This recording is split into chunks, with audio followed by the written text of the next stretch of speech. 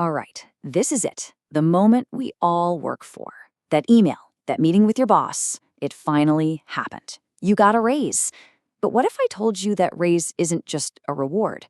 What if it's actually the start of a brand new quest? See, this extra money, it isn't just cash, it's a power-up, and you're the hero who gets to decide how to use it to literally change your future. But every great quest comes with a defining question, right? What happens next? That new money sitting there is pure, untapped potential.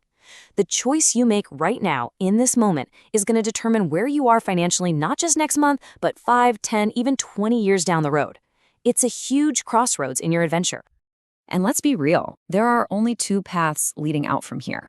The first path, it's wide, it's easy, and boy, is it popular. On this path, that extra money just sort of melts into your daily life.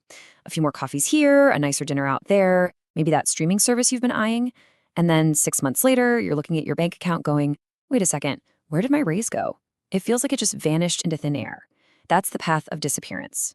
But then there's another path. It's a little more intentional. It requires a map. But this path, this one leads somewhere incredible. This is the path where that raise becomes a powerful tool, a foundation for building a stronger future. It becomes a paid-off credit card, a down payment on a house, a retirement you can actually look forward to. This is the path of active building. Today, we're going to draw the map for that second path. Okay, so every quest has to start somewhere, right? With a few simple first steps. Before you decide where to send your newfound treasure, we need to count it properly and, maybe more importantly, protect it from our own worst impulses. Let's check our gear before we leave the village. First things first, you gotta find your true number. Your boss might have said, "Congratulations on your $5,000 raise," but that's the gross amount. Think of it like a big bag of flour. The government's taxes and other deductions, they're like sifting. Some of that flour gets lost along the way. The net amount is the flour you can actually bake with. That's the real number that hits your bank account. And that, my friend, is the only number that matters for our plan. So go find that after-tax number on your pay stub. Now that is your real power-up. Okay, step 2. This one's super important. It's called the 3-month rule. For the next 3 months, I want you to do absolutely nothing differently. Seriously, don't change your spending, don't upgrade a single thing. Instead, set up an automatic transfer to send that extra raise money straight into a separate savings account. Why? Because this creates a psychological cooling off period. It breaks that earn more, spend more reflex that we all have.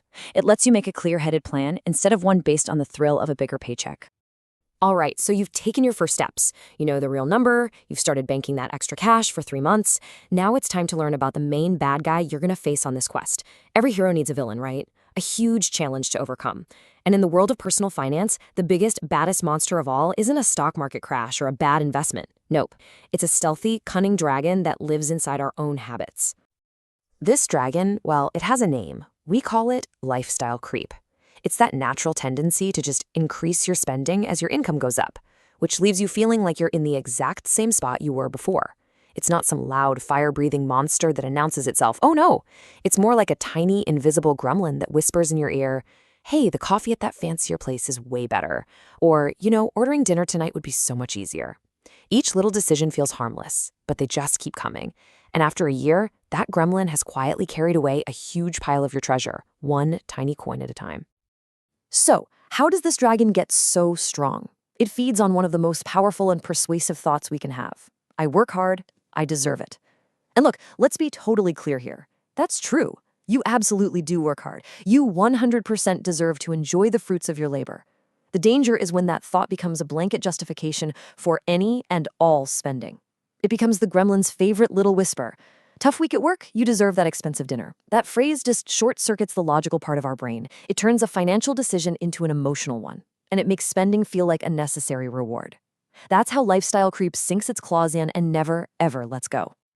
So, what are the warning signs? What kind of footprints does this dragon leave behind?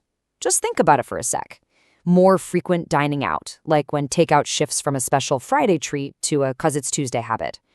All those new subscriptions that you signed up for and, completely forgot to cancel. And maybe the biggest one, higher value impulse buys. It's where that candy bar at the checkout line somehow becomes a $100 gadget you saw on an Instagram ad. Recognizing these signs, that's the first step to fighting back. Okay, we've met the bad guy, so how do we beat him? You can't just fight a dragon with willpower, right? You need a strategy. You need the right weapons, the right armor, and you need to use them in the right order. This is where we introduce your battle plan, the hierarchy of power. And this isn't just a list of good ideas. This is a strict, prioritized sequence of missions. You have to complete each one in order before you even think about moving to the next. And priority number 1, this is completely non-negotiable. You have to build your financial shield. This is your emergency fund. We're talking 3 to 6 months of your essential living expenses stashed away. Look, on any quest, monsters are going to jump out of the woods, a surprise car repair, an unexpected medical bill. Without a shield, those attacks can totally derail your journey. But with a fully funded emergency fund, you just block the hit and keep on moving. Until the shield is solid, 100% of your raise goes right here. Period. Okay, your shield is built. You're protected from those surprise attacks. You are now ready to go on the offensive. It's time to switch from defense to attack and hunt down the most destructive monsters lurking in your financial kingdom. That brings us to priority number 2, slay the dragons. We're talking about high-interest debt. And paying this off isn't just a good idea, it is the single best guaranteed return on your money you will ever find. Why? Because high-interest debt is like having a dragon living in your treasure room. If your credit card has a 20% interest rate, that dragon eats 20% of whatever treasure it's guarding every single year. You simply cannot build wealth while a creature is constantly eating your savings. Paying off that debt is like taking your sword and slaying that dragon. The moment it's gone, it stops eating your treasure forever. Now, this is super important. Not all debt is a fire-breathing dragon. High-interest debt, we're talking anything over, say, 8%, like credit cards and payday loans. Those have to be slain with absolute urgency. But low-interest debt, like under 4% on a mortgage or some student loans, that's more like a slow, lumbering troll you've hired to carry your house around. Sure, you have to pay the troll, but he isn't actively burning your village to the ground. We fight the dragons first. The trolls can wait. So let's recap. Your shield is strong. The scariest dragons, they've been slain. The immediate threats are gone. Your kingdom is secure. Now, the quest shifts. It's not about survival and defense anymore. Now it's about building. It's about prosperity. It's about taking your treasure and planting the seeds that will grow into the magnificent, wealthy kingdom of your future. So this is where we get to our next set of missions. First step, priority 3, boost your retirement investments. Every single dollar you put here is like a magic seed that grows over decades into a giant beanstalk to support your future self. Next, priority 4 is all about midterm goals, things 1 to 5 years away. This is your down payment on a castle, or maybe a fund to learn a new skill. And only then, after all of that, do we finally get to priority 5, paying off that low-interest debt.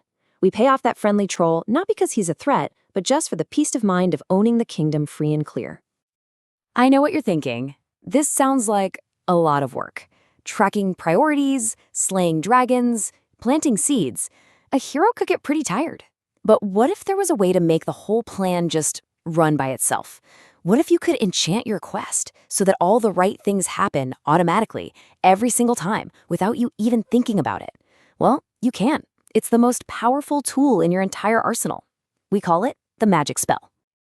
Okay, the magic spell is called the 70-20-10 rule. It is a super simple, really balanced way to handle the new after-tax money from your raise. We divide that extra cash into 3 jobs. 70% goes to your future self, 20% goes to your present self, and 10%, that's for pure enjoyment. This makes sure you're building for tomorrow while actually getting to enjoy your life today. So let's break that down. How does this actually work? That biggest slice, the 70%, that's your dragon slaying, shield building money. This whole chunk gets aimed directly at whatever your number 1 priority is right now. If your emergency fund isn't full, 70% goes there. If it is, but you have credit card debt, 70% goes to the debt. Easy. Next, the 20%. This is for intentionally upgrading your life today. Things that give you back time, health, or energy, like better groceries or a gym membership. And finally, that 10% slice. This is your guilt-free fun money. Spend it on anything you want. This is your reward for being a hero. It prevents burnout and it lets you feel the benefits of your raise right now, which is what keeps you going. So how do we actually cast this spell? Simple, through automation. Here's the system. The day you get paid, your full salary hits your checking account. Then, the very next day, a series of automatic transfers that you've already set up sends your raise money exactly where it needs to go. That 70% zips over to your savings, 20% to your upgrade fund, 10% to your fun account. The money is moved before you even have a chance to see it, let alone spend it. And what's left over? That's what you can spend with total confidence, knowing your future is already being taken care of. You've outsmarted the gremlin of lifestyle creep, not with willpower, but with a system. And there you have it, the whole journey laid out right in front of you. A raise isn't just more money. It's an opportunity. It's a chance to stop drifting and start building.